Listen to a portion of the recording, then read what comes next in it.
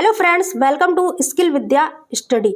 आज का जो टॉपिक है कवक फंगस से होने वाले रोग देखेंगे ट्रिक के माध्यम से। आप किसी भी एग्जाम की तैयारी कर रहे हैं तो आपको यहाँ से क्वेश्चंस देखने के लिए मिलेंगे। हमेशा कवक फंगस से क्वेश्चंस आते हैं तो ट्रिक आपकी बिल्कुल आसान मेथड की रहेगी जिससे आप पहली बार में ही समझ जाएंगे।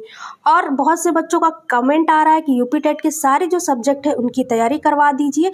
तो 1K सब्सक्राइबर जितनी जल्दी हो जाएंगे मैं आपकी लाइव क्लासों के साथ में यूपी टेट की क्लासें भी चालू कर दूंगी, जिससे आपको कोर्स लेने की ज़रूरत नहीं पड़ेगी कोई भी, और मैं 100+ की तैयारी अपने चैनल पर करवा दूंगी। तो वीडियो को ज़्यादा से ज़्यादा लोगों को शेयर करें और सब्सक्राइब करें कि जितनी जल्दी हो सके 1K सब्सक्राइबर कंप्लीट हो जाए। और अगर वीडियो अच्छी लगती है तो कमेंट करके ज़रूर बताया करें कि आपको वीडियो कैसी लगती है।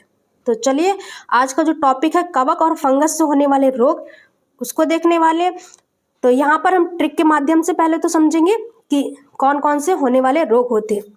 देखिए ट्रिक जो आपकी रहेगी वो बहुत ही सिंपल रहेगी। जैसे यहाँ पर ट्रिक क्या है, देखिए गंजा दामाद खाए फ्रूट।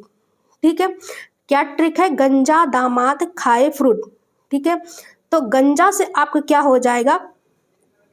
गंजापन। ठीक है, फंगस से होने वाले रोग जो होते हैं पहला आपका हो जाएगा गंजापन। ठीक है, दामाद से क्या हो जाएगा? दमा से आपका हो जाएगा दमा, और दा से आपका हो जाएगा दाद।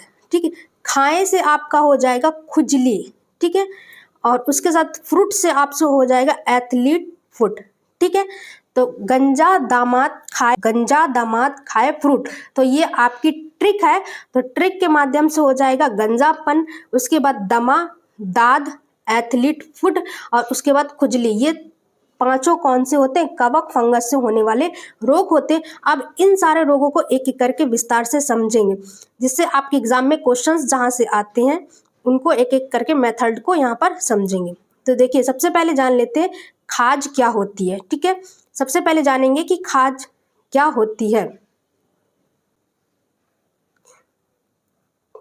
ठीक है, देखिए खाज क्या होती है, इससे क्या प्रभावित होता है? इससे अंग हमारा जो होता है वो प्रभावित होता है। ठीक है, कवक का नाम, इसके जो कवक का नाम क्या होता है? सारेकोप्टेस स्क्रेबिज इसका कवक का नाम होता है। देखिए इसमें लक्षण क्या होते हैं? खुजली, खासकर रात में, और त्वचा पर क्या होते हैं? छोटे छोटे जो दाने होते हैं वो निकलना प्रारंभ हो जाते हैं। ठीक है, उभार या फुंसिया, देखिए इसमें क्या होती है कि फुंसिया, फोड़े फुंसी निकलने लगते हैं, दाने होने लगते हैं, खुजली होने लगती है। ठीक है, खाज को कहते हैं स्क्रेबीज या इसके बीज भी कहा जाता है। ठीक है, इसका दूसरा नाम क्या होता है कि इसके बीज भी इसको कहा जाता है। यह संक्रमित व्यक्ति के साथ निकट या शारीरिक संपर्क या संक्रमित कपड़ों के संपर्क में आने से फैलता। अगर किसी के खाज या खुजली है तो अगर वो व्यक्ति उसके संपर्क में आता है या उसके वस्त्र को छू लेता है या उसको पहन लेता है तो उसको भी क्या हो जाएगा? खाज हो जाएगा। त्वचा पे छोटे छोटे दाने होने लगेंगे और खुजली होने लगेगी। ठीक है, चलिए नेक्स्ट देख लेते हैं कौन सा है। देखिए नेक्स्ट है गंजापन। ठीक है, नेक्स्ट आपका है गंजापन। इससे क्या प्रभावित होती है? ये खोपड़ी या सिर की त्वचा पर फंगस हो जाता है। इसमें फंगस हो जाता है खोपड़ी पर। जिस जगह पर ये फंगस होता है उस जगह के जो बाल होते हैं वो झड़ना प्रारंभ हो जाते हैं और चकत्ता जैसा हो जाता है। ठीक है, कवक का नाम क्या होता है? इसका टिटनिया कैपेटिस।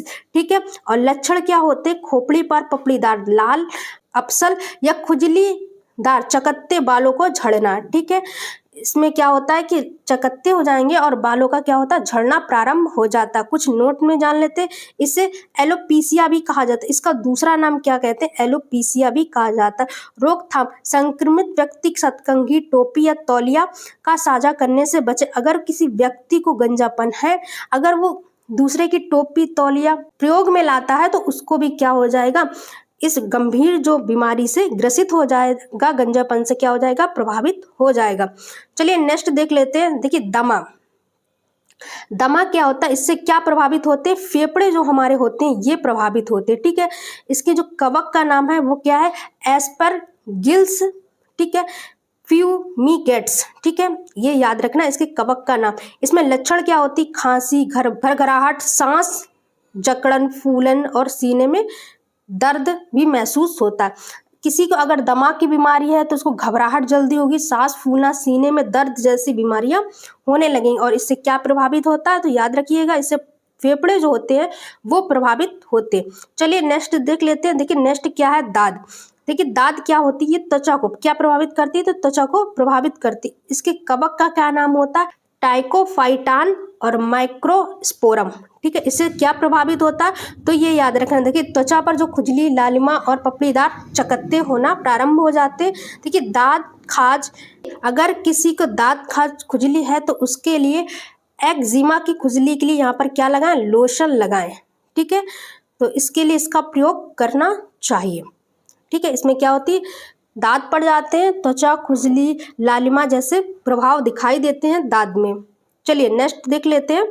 नेक्स्ट क्या, एथलीट फुट, पैर की दांत। देखिए पैर की दांत कहते हैं एथलीट फुट को। इससे प्रभावित क्या होता है, पैरों की उंगलियों के बीच त्वचा में प्रभावित करता है। जो पैर की उंगलियां होती है उसको प्रभावित करता है। इसके कवक के नाम क्या होता है, टिटनिया पेडिस। ठीक है, इसमें लक्षण क्या होते हैं, खुजली, जलन, कुछ मामलों के टिप्स में पैरों से दुर्गंध आना। कुछ प्रभाव में क्या होता है, पैरों से जो दांत खुजली हो जाती है उसमें दुर्गंध आना प्रारंभ हो जाती है। यह संक्रमित व्यक्ति के संपर्क आने से या संक्रमित सतहों को छूने से भी फैल सकता है। अगर किसी व्यक्ति को दाद है पैरों में, एथलीट फुट है, तो उसके संपर्क में आने से दूसरे व्यक्ति को भी हो सकता है। ठीक है, याद रखिएगा। चलिए ये जो थे आपका टॉपिक यहीं समाप्त होता है। टॉपिक आपका बहुत ही छोटा सा था, तो अगर वीडियो पसंद आती तो चैनल जरूर सब्सक्राइब कर ले। Thank you for watching the video.